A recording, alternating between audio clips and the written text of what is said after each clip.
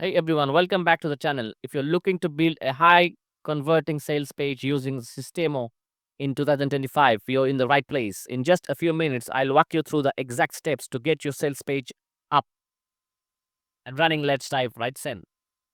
First things first, make sure you have a System.io account. If you don't, go ahead and create one. It's free to start and super beginner friendly.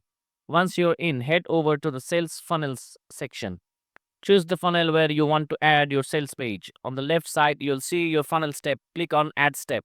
Now, in the Type drop down, select Sales Page. This tells System.io what kind of page you're creating.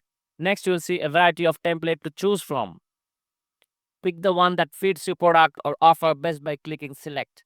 Once you have chosen your template, click on Edit Page to open the drag and drop order or editor. From here, you can customize everything: text, images, videos, testimonials, all without writing a single line of code. And that is it. You now have a fully functional sales page inside your funnel. If you found this video helpful, drop a like and don't forget to subscribe for more tech tips and tutorials. See you in the next one.